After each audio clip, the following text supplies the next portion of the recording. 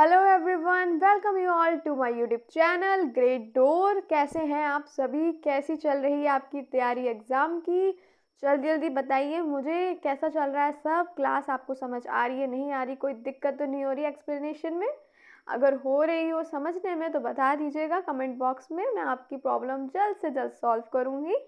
और चलिए, आज हमारी 4th क्लास, तो आपको पता ही है हम अपनी हर क्लास में एक छोटा सा रिवीजन कर लेते हैं जो हमने पहले वाली क्लास में पढ़ा होता है।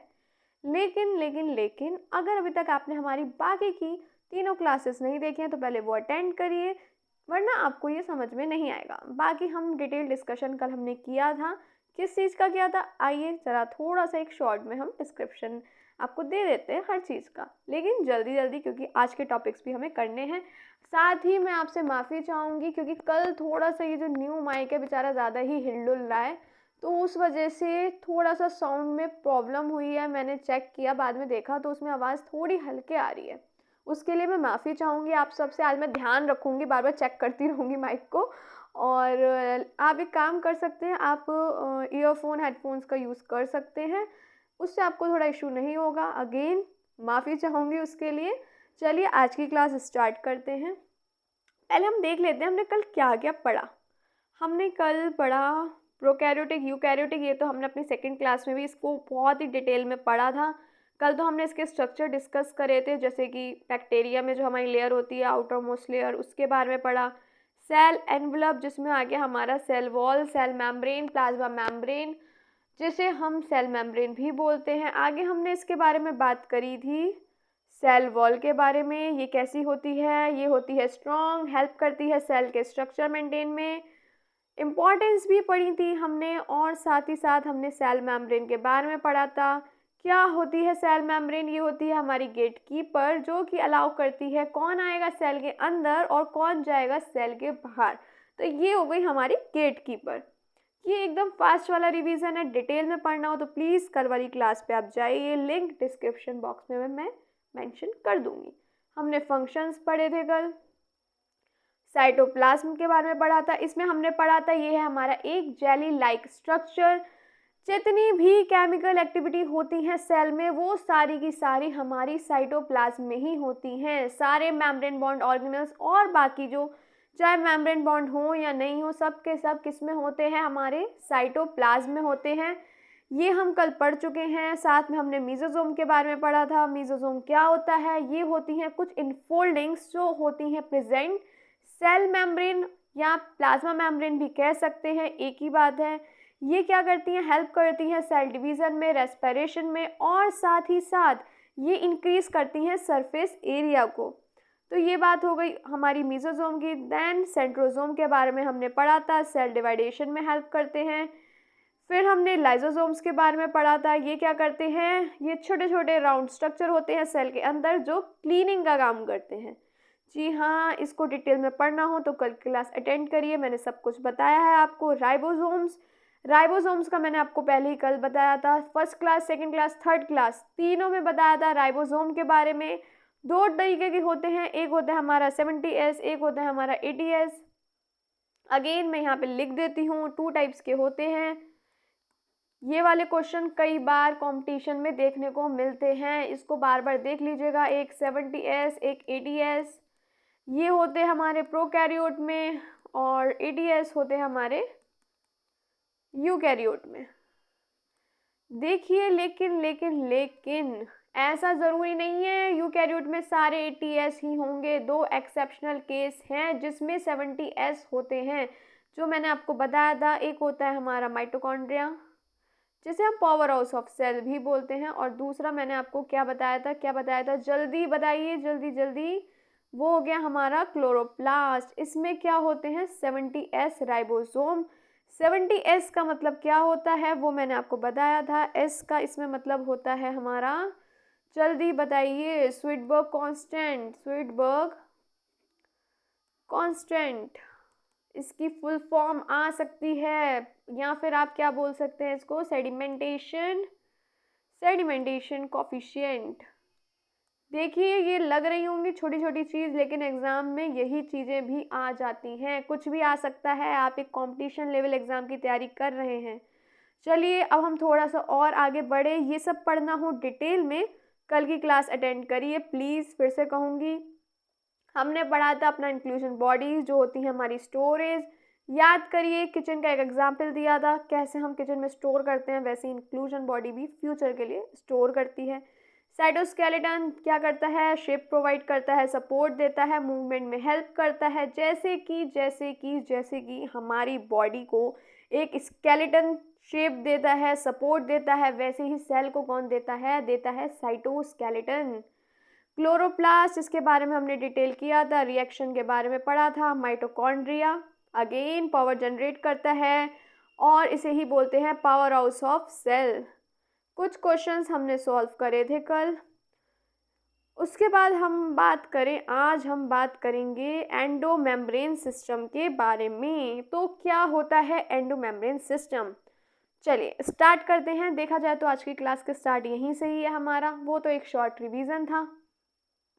बात करें अगर हम एंडोमेम्ब्रेन सिस्टम की, तो endomembrane system is a group of organelles in the cell that work together to produce, modify, packaging and transport molecules like proteins and lipids. Endomembrane system क्या है, एक ग्रुप है ऑर्गेनल्स का जो प्रेजेंट होते हैं सेल के अंदर, जो मिलजुल के बांट के करते हैं काम, लड़ाई नहीं करते, मिलजुल के करते हैं। जो क्या काम करते हैं, पैकेजिंग करते हैं, ट्रांसपोर्ट करते हैं मॉलिक्यूल्स की, जैसे कि प्रोटीन और लिपिड्स। अभी मैं आपको समझाऊंगी ये भी कैसे, अभी हम पढ़ेंगे, थोड़ा भी यहाँ पे ध्यान दीजिए। These organelle are connected either directly or through vesicle. ये डायरेक्टली भी कनेक्ट हो सकते हैं या फिर इनडायरेक्टली भी हो सकते हैं। चलिए देखते हैं कैसे। वैसे तो डायरेक्टली क्या बोले, मिलजुल के काम करते हैं, किस तरीके से करते हैं वो तो अभी डिटेल में आप लोग को समझ में आ जाएगा। चलिए देखते हैं आगे, ये अभी मैं समझाऊंगी, पहले थोड़ा इनके बारे में पढ़ लेते हैं। इसमें क्या क्या होता है, न्यूक्लियस होता है, न्यूक्लियर मैप एनवेलप एक होता है, वो हम जब न्यूक्लियस टॉपिक को डिस्कस करेंगे तो हम पूरा न्यूक्लियर एनवेलप के बारे में पढ़ेंगे। अभी बात करते हैं न्यूक्लियस की। Nucleus is the control centre of the cell, is surrounded by a double membrane called nuclear envelope. Nucleus क्या होता है, इसे हम दिमाग भी कह सकते हैं सेल का, जो कंट्रोल करता है सारी activity. Double membrane bond organelle है, डबल मेम्ब्रेन बॉन्ड है ये। इसमें एक जो लेयर होती है वो कैसी होती है, डबल मेम्ब्रेन होती है इसमें एक, जिसे हम बोलते हैं न्यूक्लियर एनवेलप। इसका फंक्शन क्या होता है, ये डीएनए को होल्ड करके रखता है, कंट्रोल करता है आरएनए के प्रोडक्शन को, विच कैरीज इंस्ट्रक्शन, जो इंस्ट्रक्शन कैरी करता है किसके लिए, प्रोटीन के लिए। आपको अगर याद हो तो मैंने अपनी फर्स्ट क्लास में इसके बारे में आपको एक लाइन बोली थी। जल्दी जल्दी बताइए क्या लाइन मैंने आपको बोली थी, जल्दी जल्दी प्लीज़, जल्दी जल्दी बताइए। मैंने आपको बताया था कि DNA gives command to ribosome to form protein. याद करिए, ये मैंने आपको फर्स्ट क्लास में ही बताया था डीएनए के बारे में। डीएनए क्या करता है, इसे हम ये भी बोल सकते हैं DNA express itself in the form of protein. यहाँ पे मैं लिख देती हूँ, कोई बात नहीं, एक मिनट। डीएनए एक्सप्रेस इटसेल्फ किसकी फॉर्म में करता है, प्रोटीन की फॉर्म में करता है, in the form of protein. चलिए एंडोमेम्ब्रेन सिस्टम में हम क्या क्या बात करेंगे, क्या क्या होते हैं इसके मेन। न्यूक्लियस हो गया, हो गई हमारी एंडोप्लाज्मिक रेटिकुलम, ये क्या होती है भाई, अब ये क्या चीज़ है। अगर हम इसकी बात करें तो ये दो तरीके की होती है, एक होती है रफ, एक होती है हमारी स्मॉल। चलिए अगर हम बात करें रफ एंडोप्लाज्मिक रेटिकुलम की, तो इसमें राइबोसोम जो होते हैं वो अटैच होते हैं और मदद करते हैं किस में, प्रोटीन की ट्रांसपोर्टिंग में, help in making and transporting protein. देखिए इस पे होते हैं हमारे राइबोसोम अटैच, तभी तो ये हो गया हमारा रफ सरफेस, जैसे इस टाइप का सरफेस है, अब इस पे हमारे अटैच हो गए, तो ये क्या हो गया, रफनेस हो गई ना। अब कोई रोड है, उस पर ईंटें पड़ी हुई हैं, छोटे छोटे पत्थर, गिट्टी कहते हैं, वो कैसा हो जाएगा, टूटी फूटी रोड होगी, कैसा हो गया, वो रफ हो गया। वैसे इनका इतने सारे राइबोसोम इसमें अटैच हैं तो वो स्मूथ थोड़ी होगा, वो रफ ही होगा सरफेस। लेकिन हम बात करें अपने स्मूथ एंडोप्लाज्मिक रेटिकुलम की, तो इसमें राइबोसोम अटैच नहीं होते। ये लिपिड्स बनाते हैं और स्टोर करते हैं कैल्शियम, डिटॉक्सिफाई करते हैं किसका, हार्मफुल केमिकल्स का। और क्या क्या हम इसमें पढ़ेंगे, हम पढ़ेंगे गोल्जी अपैरेटस के बारे में। Acts like the cell post office, ये किसका काम करता है, पोस्ट ऑफिस का काम करता है। इसमें क्या होता है, मॉडिफाई होता है, पैकेजिंग होती है। किसकी पैकेजिंग होती है भाई, किसकी होती है, प्रोटीन की होती है, और send protein to their correct destination, इसको सही जगह पे पहुंचाता है। ये हो गया हमारा, क्या हो गया, पोस्ट ऑफिस। याद रखिए, ऐसे ही याद होंगे, मैंने साथ साथ एग्जाम्पल इसलिए ही लिख लेती हूँ मैं आपको, ताकि दिक्कत ना हो। और प्लीज़ नोट साथ साथ बनाते चलिए, वरना दिक्कत होगी आपको रिवीजन करने में। हर क्लास के बाद आपको रिवीजन ज़रूर करना है, वरना आप भूल जाएंगे। अगर हम बात करें गोल्जी अपैरेटस की, तो ये हो गया हमारा पोस्ट ऑफिस। क्यों, क्योंकि ये मॉडिफाई करता है, पैकेजिंग करता है, और सही चीज़ को, अपने सही कोरियर को सही जगह ये पहुंचा देता है, एकदम परफेक्ट डेस्टिनेशन पे। तो ये हो गई हमारी बात गोल्जी अपैरेटस की। हम अभी इसको डिटेल में भी पढ़ेंगे, चिंता नहीं करिएगा। इसमें होते हैं हमारे lysosomes. These are vessels filled with enzymes that break down waste, old cell parts और foreign invaders। देखिए लाइसोसोम्स क्या होते हैं, ये होते हैं ऐसे वेसल्स जिसमें एंजाइम होता है, जो क्या करता है, ब्रेक डाउन में हेल्प करता है वेस्ट की।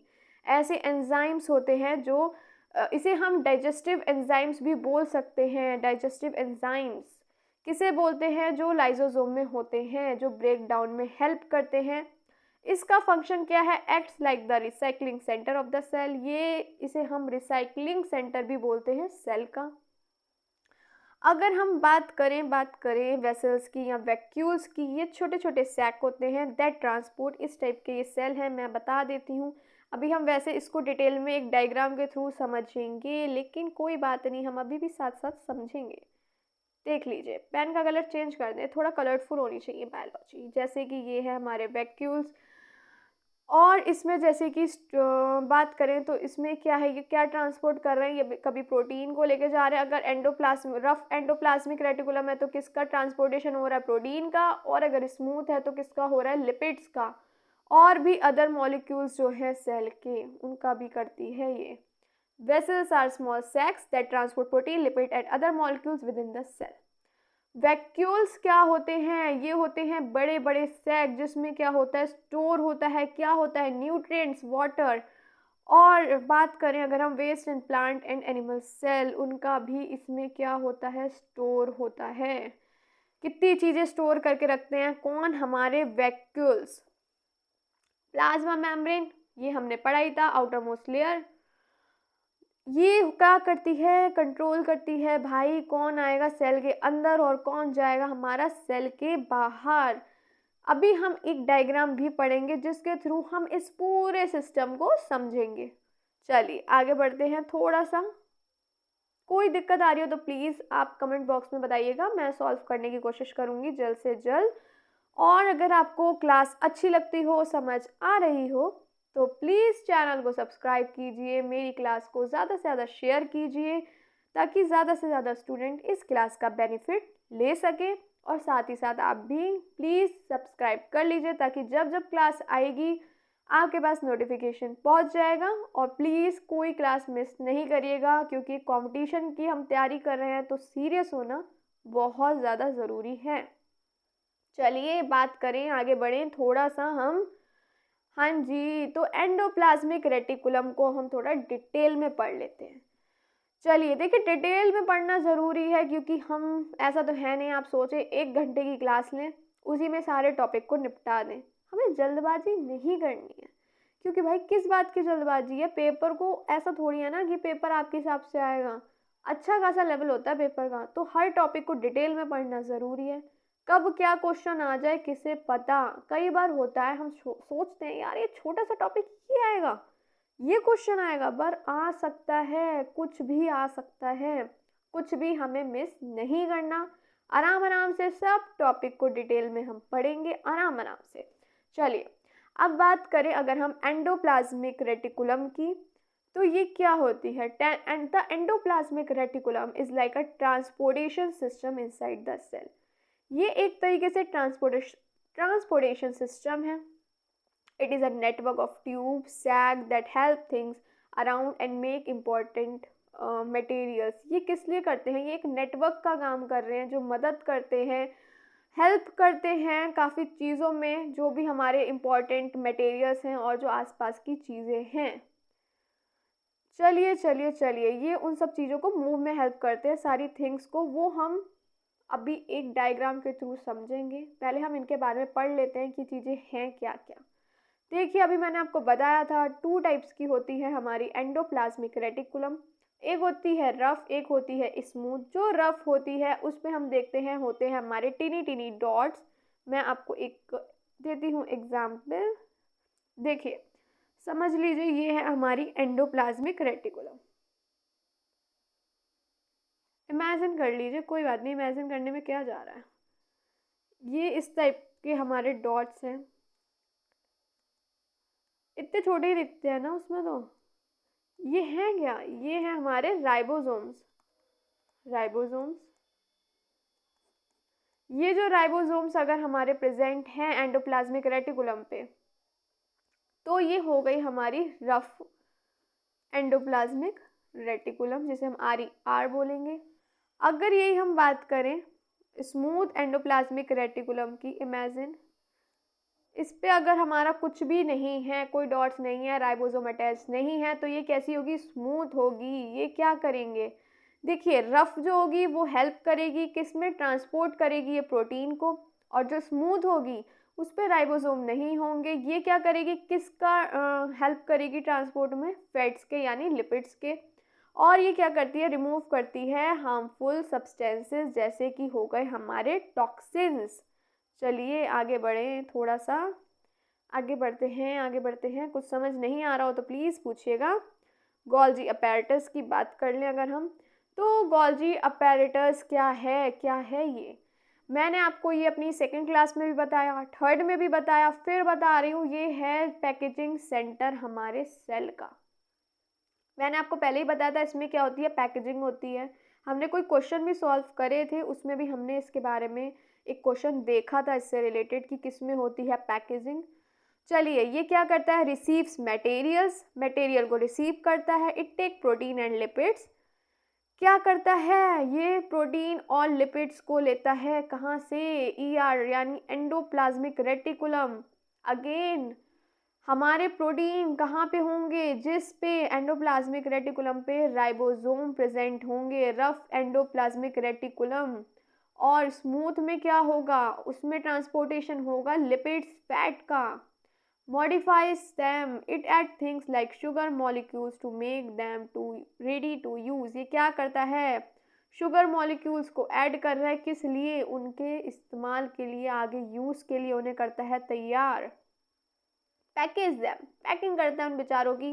It pack this material into small sacs, क्या करता है? सैक में जो होते हैं हमारे वेसल्स, उनमें क्या करता है? पैक कर देता है। और send them out, the vessels deliver the material to their destination inside or outside the cell. उसके बाद इसकी डिलीवरी होती है।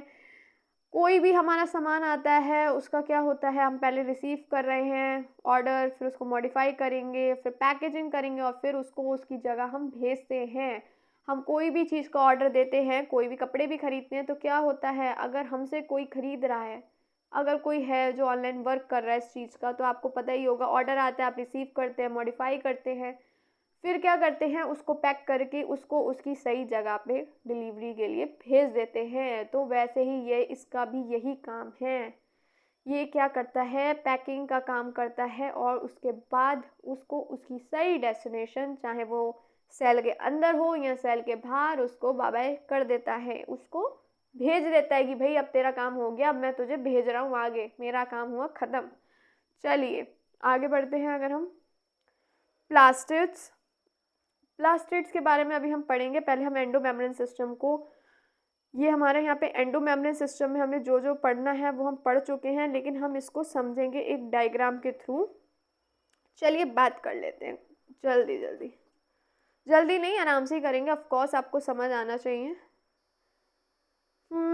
देखिए, समझ लीजिए ये है हमारा न्यूक्लियस। मैं मेंशन कर देती हूँ, ये क्या है आपका न्यूक्लियस। देन आ गई आपकी न्यूक्लियर मेम्ब्रेन। एक मिनट, अच्छे से ड्रॉ कर देती हूँ आपके लिए, कोई बात नहीं। ये क्या आ गई,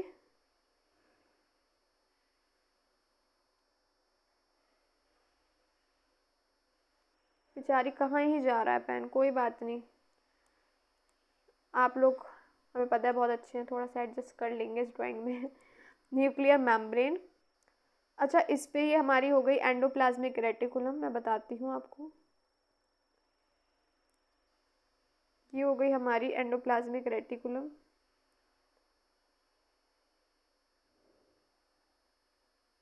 ये क्या है, एंडोप्लाज्मिक रेटिकुलम है।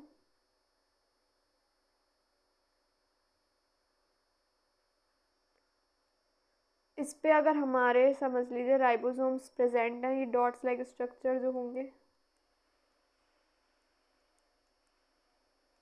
ये क्या हो गया, राइबोसोम्स। तो ये क्या हो गई हमारी रफ एंडोप्लाज्मिक रेटिकुलम। इस पे कुछ प्रेजेंट नहीं है, तो ये हो गई हमारी सॉफ्ट एंडोप्लाज्मिक रेटिकुलम। चलिए थोड़ा सा आगे बढ़ती हूँ अब मैं। कुछ चीज़ें मैं आप लोग को बताऊँ अगर, एक मिनट, जो ज़रूरी भी हैं। थोड़ा सा पेन का कलर हम कर लेते हैं अब चेंज। एक मिनट। देखिए, जब सेल किसी चीज़ को खाता है तो उसको हम बोलते हैं फैगोसाइटोसिस। मैं यहाँ पे लिख देती हूँ, कुछ कुछ चीज़ें ऐसी हैं, छोटी छोटी हैं, लेकिन हमें पता होनी चाहिए। Cell when cell eating food particles. एक मिनट, मेरे को लग रहा है कि आपको शायद मेरी राइटिंग में दिक्कत हो रही हो, मैं सही से एक बार फिर लिख देती हूँ, कोई बात नहीं। When cell eating food particles, उसको हम क्या बोलेंगे, फैगोसाइटोसिस। फैगोसाइटोसिस। ये प्लीज़ नोट कर लीजिएगा आप कि जब कोई सेल किसी पार्टिकुलर को खा रहा है, फूड पार्टिकल को, तो उसको हम क्या बोलेंगे, उसको हम बोलेंगे फैगोसाइटोसिस। फैगो का मतलब क्या हुआ, बताइए, जल्दी बताइए। फैगो का मतलब क्या हुआ। फैगो का मतलब हुआ ईट, और साइटोसिस का मतलब क्या हुआ, हो गया आपका सेल। चलिए प्लीज़, ये छोटे छोटे पॉइंट ज़रूर है, लेकिन हमें इन सबको नोट करना है। इरेज कर रही हूँ। चलिए थोड़ा सा आगे बढ़ते हैं हम। अगर हम बात करें, एक आपको मैं डायग्राम के थ्रू कुछ चीज़ें समझाने की कोशिश कर रही हूँ, प्लीज़ इसको सीरियसली लेके समझिएगा। देखिए, ये हो गया हमारा न्यूक्लियस, अभी हमने पढ़ा ही था ये न्यूक्लियस। न्यूक्लियर मेम्ब्रेन का हमने पढ़ा ही था ये अभी। इस पे ये हो गई हमारी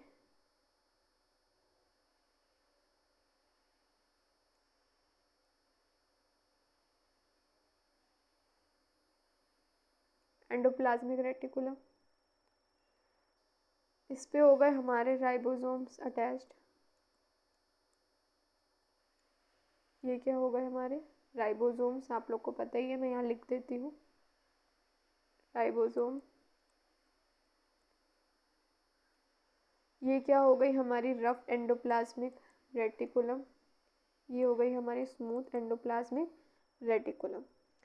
अच्छा, इसको हम पूरे को क्या बोलते हैं, GERL सिस्टम भी बोलते हैं, एंडो मेम्ब्रेन सिस्टम को। अब हमने अभी पढ़ा था कि ये कैसे पैकेजिंग होती है। अब देखिए, ये जो हो रहा है प्रोटीन, क्या हो रहा है, ये पैक हो गया वैक्यूल में। क्या हो रहा है, ये प्रोटीन है, ये आ गया अब हमारा गोल्जी बॉडी, गोल्जी अपैरेटस भी बोल सकते हैं। मैं इसको ड्रॉ कर देती हूँ।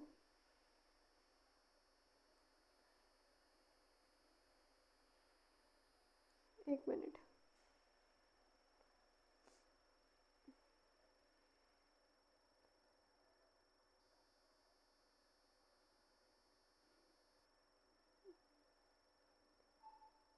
मिनट एक मिनट एक मिनट, ये अभी मैं मेंशन कर दूंगी, नेमिंग कर दूंगी। एक मिनट, डायग्राम काफ़ी बड़ा है ना, इसलिए उस हिसाब से हम इसको ड्रॉ करेंगे। एक मिनट।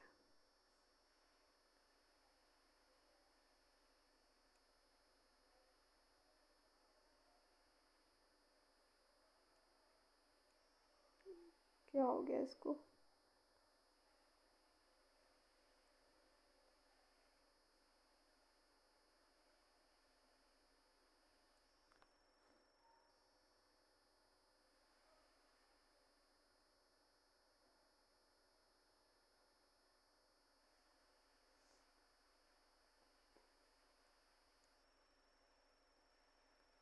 चेक कर लीजिएगा आप एक बार एनसीईआरटी में भी इस डायग्राम को।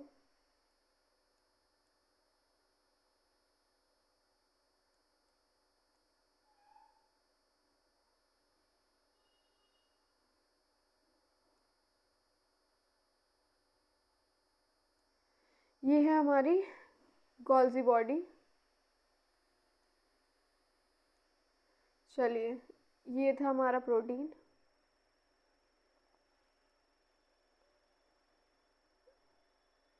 ये था हमारा प्रोटीन, आप जानते हैं।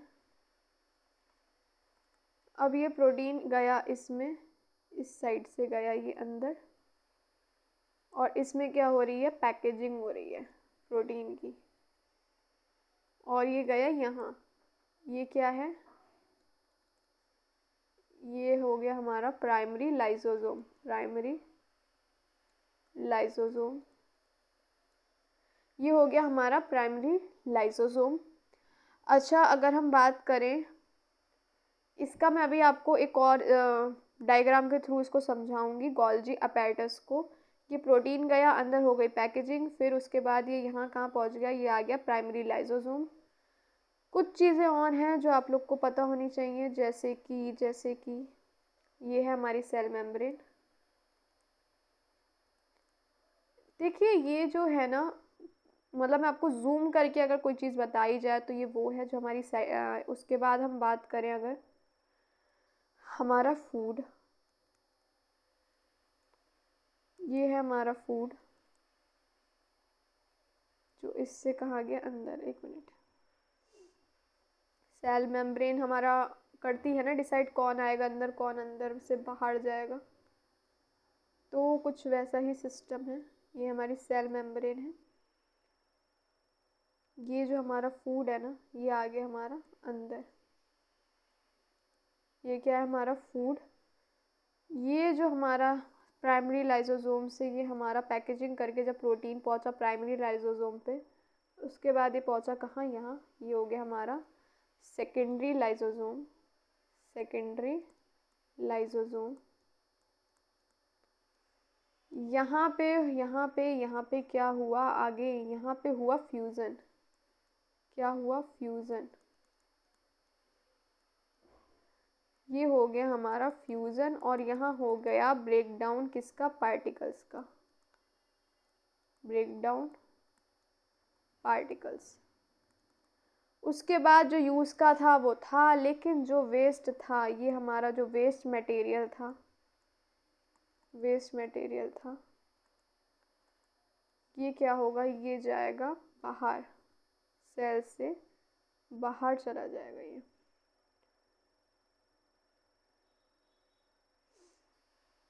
वेस्ट मटेरियल हो गया सेल से बाहर। अच्छा, ये जो वेस्ट मटेरियल को बाहर फेंकना होता है, इसे हम क्या बोलते हैं, एक्सोसाइटोसिस। एक्सोसाइटोसिस का मतलब क्या हो गया, बाहर फेंकना। और जो हमने पढ़ा था फैगोसाइटोसिस और फूड का अंदर जाना, ये हमारा क्या हो गया, फूड का अंदर जाना हो गया एंडोसाइटोसिस, एंडोसाइटोसिस।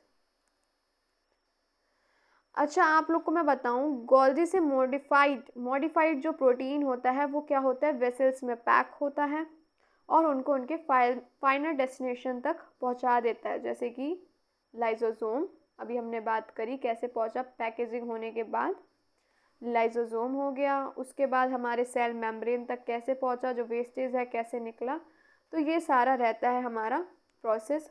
अच्छा, एक चीज़ और, ये जो एंडो मेम्ब्रेन है इसको हम GERL सिस्टम भी बोलते हैं, एक मिनट, GERN सिस्टम, इसी को बोलते हैं हम, किसको बोलते हैं, एंडोमेम्ब्रेन सिस्टम को, एंडोमेम्ब्रेन सिस्टम। फिर से बताऊं लाइसोसोम्स का क्या काम होता है, लाइसोसोम क्या करते हैं, ये मैं इरेज कर रही हूँ, अगर आपने बना लिया हो तो प्लीज़, अगर नहीं बनाया हो तो बना लीजिए, जल्दी जल्दी से बना लीजिए। अच्छा, ये जो वेस्ट मटेरियल होता है ना, ये किस में कवर होता है, रेसिडुअल बॉडीज़ में, मैं यहाँ पे लिख देती हूँ, किस में होता है, रेसिडुअल बॉडीज़ में कवर, यहाँ पे लिख दूँ, वेस्ट मटेरियल कवर किस में होगा, रेसिडुअल बॉडी में, रेसिडुअल बॉडी। चलिए चलिए चलिए, जल्दी से, नहीं किया है नोट तो कर लीजिए। चलिए अब आगे बढ़ते हैं। अच्छा, एक चीज़ मैं और बताऊँ, ये चीज़ भी आप लिख लीजिए, वैसे तो आप लोग को मैं बता चुकी हूँ, प्रोटीन का कहाँ होगा सिंथेसिस, किस में होगा, RER में, यानी रफ एंडोप्लाज्मिक रेटिकुलम।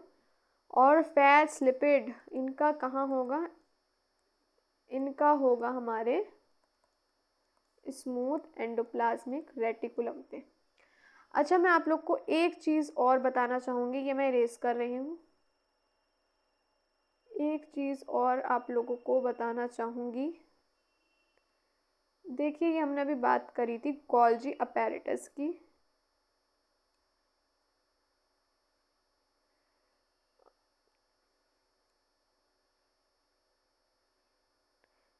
कोई बात नहीं, डायग्राम इतना सुंदर नहीं है मानती हूँ, पर कोई बात नहीं, कोई बात नहीं, थोड़ा एडजस्ट कर लीजिए।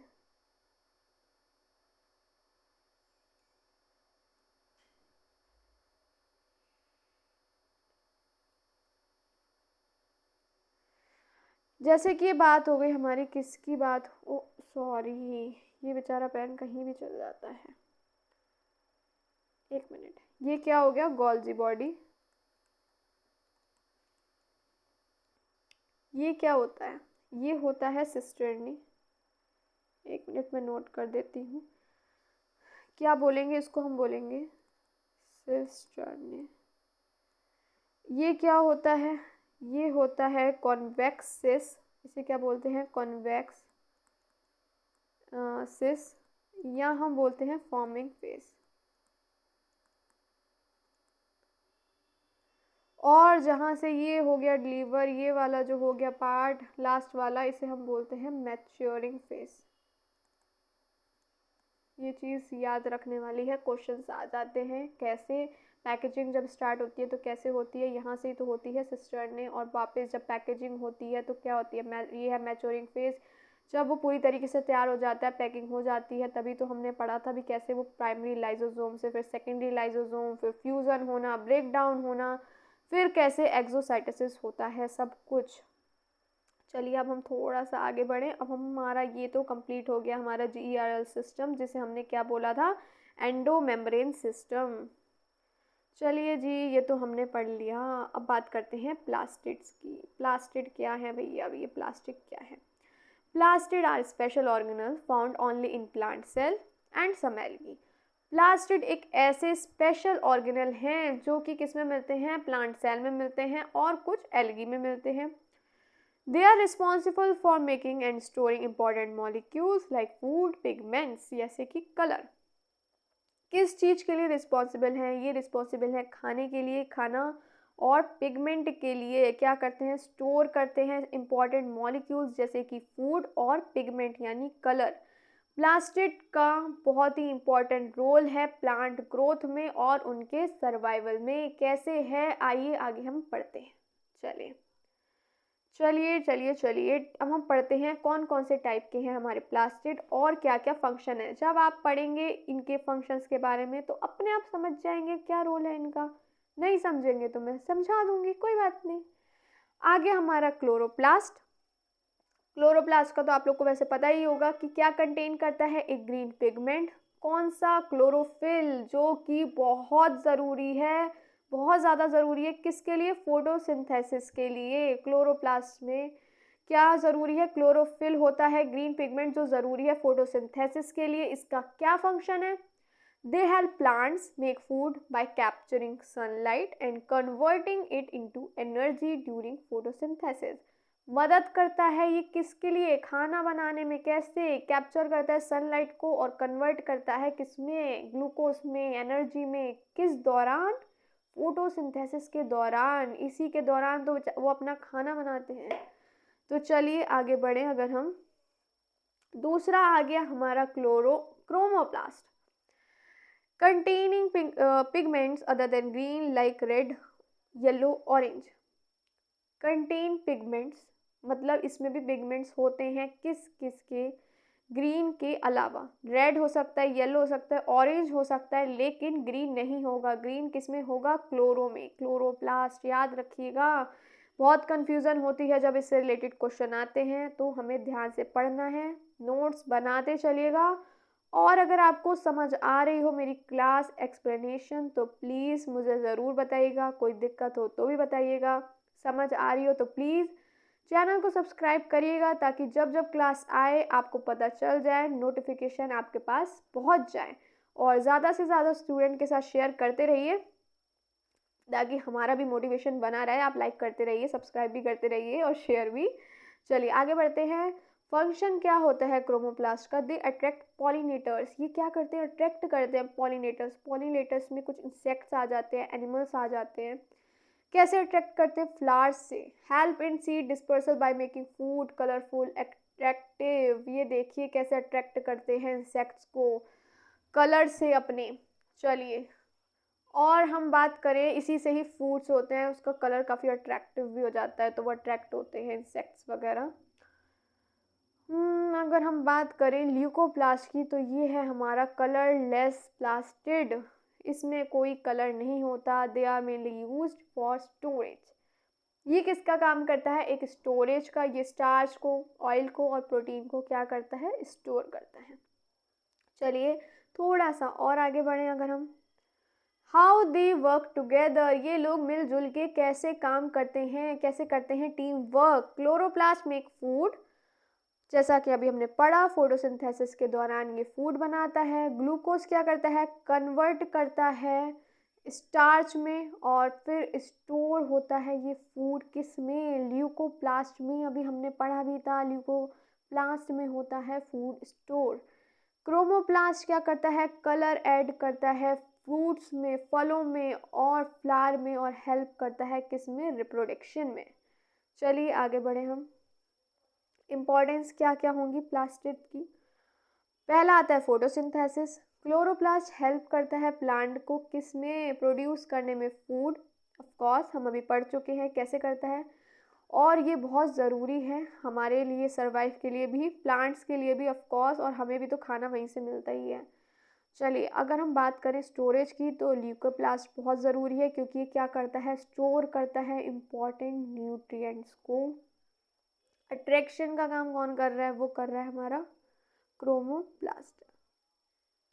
तो फिर ये हो गया हमारी बात कि कैसे ये इम्पॉर्टेंट है, फोटोसिंथेसिस कैसे है और हमारा कैसे सब कुछ हो रहा है। ल्यूकोप्लास्ट कैसे इम्पॉर्टेंट है, क्रोमोप्लास्ट कैसे इम्पॉर्टेंट है, क्लोरोप्लास्ट कैसे इम्पॉर्टेंट है। चलिए आगे बढ़ते हैं हम। अब हम बात करते हैं सीलिया और फ्लैजेलम की। ये हमने लास्ट में सेकंड क्लास में भी इसके बारे में बात करी थी, लेकिन अब हम थोड़ा सा इसको हम डिटेल में पढ़ लेते हैं, कोई बात नहीं। Cilia and flagella are hair-like structures on the surface of some cells. Cilia और flagella क्या है? एक hair-like structure है। हमने सेकेंड क्लास में भी इसके बारे में बात करी थी। प्लीज़ आप एक बार वो क्लास अटेंड करिए अगर नहीं करी है तो। ये क्या करते हैं? स्ट्रक्चर जो होता है इसका, ये क्या होता है, कहाँ होता है? कुछ सेल के सरफेस पे, जो हेल्प करता है सेल के मूवमेंट्स में और कुछ और फंक्शंस में। बात करते हैं सीलिया की। छोटे होते हैं पर बहुत होते हैं। छोटा स्ट्रक्चर है लेकिन छोटे छोटे होने के बाद भी ये बहुत होते हैं। मैनी पर सेल, सेल पे मतलब पर सेल पे बहुत सारे होते हैं। मूवमेंट होने में हेल्प करते हैं, वेव लाइक मोशन होता है। फंक्शन अगेन मैंने आपको ये सेकंड क्लास में बताया था, ये क्या करते हैं? हेल्प करते हैं मूवमेंट में। Help move substances over the cell surface. Mucus in the respiratory tract sometime assist in cell movement, ये चीज़ हम पढ़ चुके हैं। बाकी हम रेस्पिरेशन वगैरह और रेस्पिरेटरी ट्रैक्ट इन सबको डिटेल में आगे क्लासेस में पढ़ने वाले हैं। लोकेशन क्या है, ये बोथ मतलब यूनिसेलुलर एंड मल्टीसेलुलर ऑर्गेनिज्म दोनों में होता है। चलिए आगे बढ़ते हैं हम। फ्लैजिला की बात करूं तो ये लंबे लंबे स्ट्रक्चर होते हैं, लॉन्ग एंड यूजुअली सिंगल और वेरी फ्यू पर सेल, बहुत कम होते हैं ये पर सेल पे, मतलब एक सेल पे। मूवमेंट में हेल्प करते हैं, इनका फंक्शन क्या है, primary help in cell movement, help करते हैं सेल मूवमेंट के, जैसे कि स्पर्म सेल इसका एग्जाम्पल है। आगे हम पढ़ने वाले हैं ये सब चीज़ें डिटेल में। लोकेशन क्या होगी इसकी, found in unicellular organism, unicellular organism में होते हैं, मिलते हैं। और सम स्पेशलाइज सेल, कुछ स्पेशलाइज सेल भी होते हैं किसमें, मल्टी सेलुलर ऑर्गेनिज्म। अच्छा, मैं आपको पहले ही एग्जांपल दे चुकी हूँ कई बार, जैसे यूनिसेलुलर ऑर्गेनिज्म वो होते हैं जो सिंगल सेल से बने होते हैं, जैसे कि amoeba, paramecium, bacteria. Multi cellular की बात करूँ तो एनिमल्स, और हम ह्यूमंस जो एनिमल्स में ही आते हैं, काउंट होते हैं। चलिए आगे बढ़ते हैं। अब इसके बीच में डिफरेंस क्या है, नंबर एंड लेंथ। सीलिया छोटे होते हैं लेकिन बहुत होते हैं पर सेल पे। फ्लैजिला लंबे होते हैं लेकिन बहुत कम होते हैं। मोशन जो होता है उसका वेव लाइक होता है सीलिया में, और फ्लैजिला में विप होता है और स्पिन होता है। पर्पस क्या है, सीलिया ऑफन मूव सब्सटेंसेस, सीलिया क्या करता है, सब्सटेंस को मूव में हेल्प कर रहा है। फ्लैजिला क्या कर रहा है, mostly move the cell itself, खुद सेल के मूवमेंट में ये हेल्प करता है। चलिए नोट्स अगेन कहूँगी, साथ साथ बनाते चलिएगा। अब हम बात करें अगर पिली एंड फिम्बरी की। Pili and fimbriae are tiny hair like structure, ये क्या होते हैं, टिनी छोटे छोटे हेयर लाइक स्ट्रक्चर होते हैं जो बैक्टीरिया के सरफेस पे पाए जाते हैं। They help bacteria stick to surface, ये क्या करते हैं, मदद करते हैं बैक्टीरिया को सरफेस पे स्टिक या दूसरे सेल पे स्टिक होने में। पिली की बात करें तो ये लॉन्गर होती हैं, लंबी होती हैं, लेकिन फिम्बरी के मुताबिक बहुत कम होती हैं, fewer in number compare to fimbriae. Help bacteria, मदद करती हैं बैक्टीरिया की, किस में, जेनेटिक मटेरियल ट्रांसफर में, किस प्रोसेस के दौरान, कंजक्शन के, लाइक शेयरिंग डीएनए, पता ही है आपको हमारा जेनेटिक मटेरियल डीएनए, उसके ट्रांसफ़र में बैक्टीरिया की मदद करती हैं। कभी कभी ये मूवमेंट में भी हेल्प करती हैं। अगर हम बात करें फिम्बरी की तो ये छोटी होती हैं लेकिन पिली के मुताबिक ज़्यादा नंबर में होती हैं। Play a key role in infection by helping bacteria stay in place, क्या करती हैं, एक रोल प्ले करती हैं किस में, इन्फेक्शन में, बाय हेल्पिंग बैक्टीरिया, एक ही जगह पे बैक्टीरिया को टिके रहने में मदद करती हैं, इन्फेक्शन में इनका योगदान है। Play a key role in infection by helping bacteria, ये देखिए मैंने इसका स्ट्रक्चर वगैरह सेकंड थर्ड क्लास में पढ़ चुके हैं जब मैंने आपको बताया था। आप चाहें तो एक बार वो क्लासेस अटेंड कर लीजिए, नहीं की हैं तो अगेन बोलूँगी। अब बात करें हम न्यूक्लियस की, तो nucleus is the control centre of the cell, ये क्या है, कंट्रोल सेंटर है सेल का। ये क्या है, ब्रेन की तरह है, सेल का दिमाग है ये, जो कंट्रोल करता है सारी की सारी एक्टिविटी। बात करें तो ये क्या करता है, स्टोर डीएनए को स्टोर करता है। It contain cell genetic material, इसमें ही होता है हमारा जेनेटिक मटेरियल जो क्या होता है, डीएनए, ये हम पढ़ चुके हैं कई बार, फिर से पढ़ लेते हैं, कोई बात नहीं। कंट्रोल एक्टिविटीज़, एक्टिविटी को कंट्रोल करता है जैसे कि ग्रोथ, रिप्रोडक्शन और प्रोटीन भी बनाता है। हेल्प इन सेल डिवीज़न, उसमें भी मदद करता है। It ensure that DNA is copied and pass on when the cell divide, ये इंश्योर करता है कि डीएनए कॉपी हो और क्या हो, पास हो जाए जब सेल का डिवीज़न हो। अभी जब हम सेल डिवीज़न के बारे में पढ़ेंगे तो इसके बारे में भी चर्चा करेंगे डिटेल में। चलिए आगे बढ़ते हैं। आगे आगे आगे अगर हम बात करें तो इसके पार्ट्स की, तो हो गई हमारी न्यूक्लियर मेम्ब्रेन, ये क्या है, हमारी protective covering that controls what enter and exit the nucleus. हमने प्लाज्मा मेम्ब्रेन पढ़ी थी जो डिसाइड करती है कि सेल के अंदर कौन आएगा और बाहर कौन जाएगा, ये हो गई थी गेट कीपर। लेकिन न्यूक्लियस में कौन अंदर बाहर जाएगा, इसे कंट्रोल कौन करेगा, इसे कंट्रोल करेगी न्यूक्लियर मेम्ब्रेन, फिर nucleolus, a small part inside the nucleus that makes ribosome. एक छोटा सा पार्ट है ये न्यूक्लियस के अंदर जो क्या बनाता है, राइबोसोम्स। देखिए नोट्स साथ साथ बनाते चलिए प्लीज़, अगेन कह रही हूँ। और अगर क्लास अच्छी लगे तो प्लीज़ सब्सक्राइब कर दीजिए चैनल को, और ज़्यादा से ज़्यादा शेयर करिए, लाइक करिए हमारी क्लास को। कोई दिक्कत हो तो प्लीज़ बताइए, कोशिश करूँगी जल्द से जल्द उसे सॉल्व करने की। चलिए अब हम बात करें क्रोमैटिन की, तो थ्रेड लाइक मटेरियल, धागे जैसा मटेरियल है। क्या क्या होता है इसमें, डीएनए प्लस प्रोटीन न्यूक्लियस के अंदर होता है, जो क्या करता है, होल्ड करता है हमारी जेनेटिक इन्फॉर्मेशन को, जेनेटिक इन्फॉर्मेशन। चलिए आगे हम बात करें तो मैं आपको एक डायग्राम के थ्रू कुछ समझा देती हूँ अब। चलिए चलिए आगे हम इसको अब थोड़ा समझ लें। अब बातचीत तो हो गई, देखिए एक मिनट एक मिनट, पेन तो हम ले लें।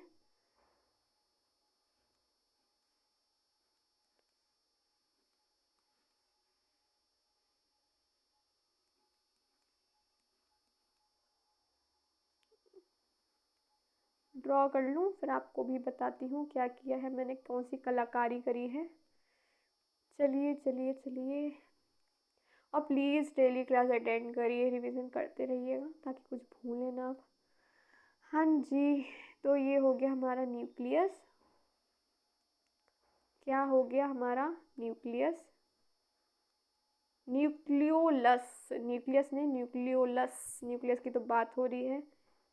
ये क्या हो गया हमारा, आरएनए। नहीं नहीं नहीं नहीं, आरएनए को बेचारे को थोड़ा कलर्ड में बनाएंगे, एक मिनट।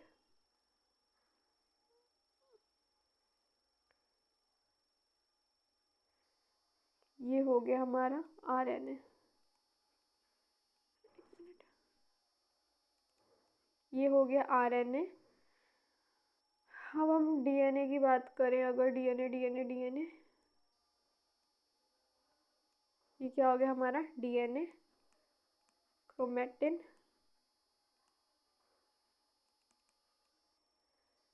अच्छा इसके बीच में जो ये स्पेस है, ये स्पेस को हम क्या बोलेंगे, इस स्पेस को हम बोलेंगे peri membrane space, peri membrane space. ये हो गया हमारा पेरी मेम्ब्रेन स्पेस। ये क्या है, ये है हमारे न्यूक्लियोपोरिन प्रोटीन। क्या है हमारे, मैं यहाँ पे लिख देती हूँ, न्यूक्लियोपोरिन प्रोटीन। अच्छा ये तो आप लोग को पता ही होगी, हमारी इनर लेयर आउटर लेयर, इसको चलो लिखूँ नहीं लिखूँ, ये तो आपको पता ही होगी ना, क्या है ये, आउटर लेयर है, ये है हमारी इनर लेयर। अब इसमें क्या होगा क्या होगा क्या होगा, ये जो आरएनए है ये आएगा बाहर, ये है हमारा आरएनए। एक मिनट ब्लू से ही कर दूँ ना, कंफ्यूजन ना हो ताकि आप लोगों को। एक मिनट, ये है हमारा आरएनए जो आ गया, ये रहा बाहर। इस पे क्या हो जाएगा, हमारे राइबोसोम से आके हो जाएंगे अटैच्ड। ये क्या हो गया, हमारे राइबोसोम्स।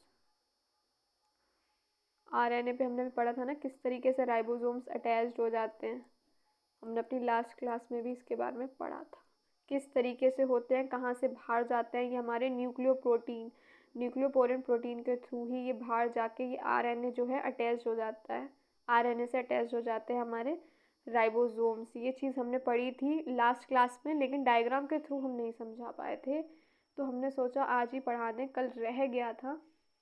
चलिए ये तो हमने बात कर ली अपने न्यूक्लियस की। एक मिनट, चलिए कल हम पढ़ने वाले हैं प्लांट सेल और एनिमल सेल के बारे में।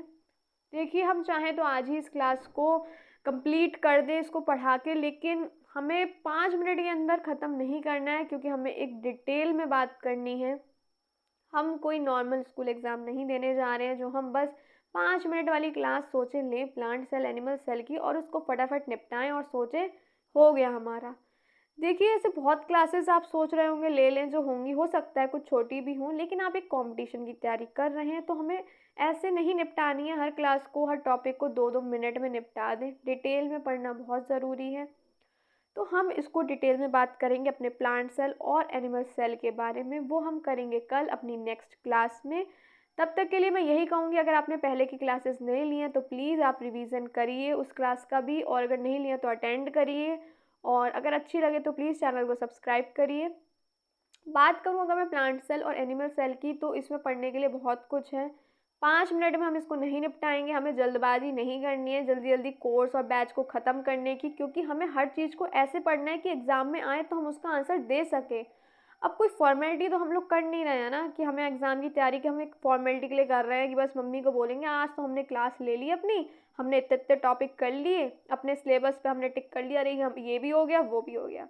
वो चीज़ नहीं करनी, क्योंकि हम एक ऐसे कॉम्पिटिशन की तैयारी कर रहे हैं जिसकी बहुत टाइम से एक तो वैकेंसी नहीं आई है, और दूसरी अगर मैं बात करूँ कोर्स बहुत ज़्यादा है, इसका मतलब ये नहीं है कि बस उसको निपटाते चलो, हर चीज़ समझ में आनी चाहिए, डिटेल में पता होनी चाहिए। छोटे से छोटी चीज़ एक टॉपिक जिसे हम सोचते हैं कुछ नहीं है उसे हम ऐसे ही निपटा देते हैं, लेकिन ऐसा नहीं है, उसमें बहुत कुछ होता है पढ़ने के लिए।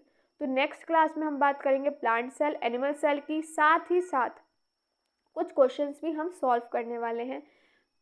जल्दी ही मैं एक प्रैक्टिस सीरीज़ भी स्टार्ट करने वाली हूँ एल्टीग्रेड बायोलॉजी की, थोड़ा सा भी हम लोग का सिलेबस हो जाए उसके अकॉर्डिंग मैं यूनिट वाइज या चैप्टर वाइज कुछ क्वेश्चंस आपके लिए डेली लाऊंगी, प्रैक्टिस करते रहेंगे हम। अभी हम मिलते हैं अपनी नेक्स्ट क्लास में जिसमें हम डिस्कस करेंगे प्लांट सेल और एनिमल सेल के बारे में। और बस तब तक के लिए यही कहूँगी, प्लीज़ अगर अच्छी लगती हो क्लास तो प्लीज़ चैनल को सब्सक्राइब करिए, ज़्यादा से ज़्यादा स्टूडेंट के साथ शेयर कीजिए, लाइक करिए, और बस हमें भी सपोर्ट करते रहिए, मोटिवेट करती रहिए। मैं आपको करूँगी, आप मुझे करिए, और मिलते हैं हम अपनी नेक्स्ट क्लास में। तब तक के लिए bye bye, take care yourself and your family, जो मैं हमेशा कहती हूँ जो बहुत ज़रूरी है। तो मिलते हैं नेक्स्ट क्लास में, तब तक के लिए please like share and subscribe and thank you for watching.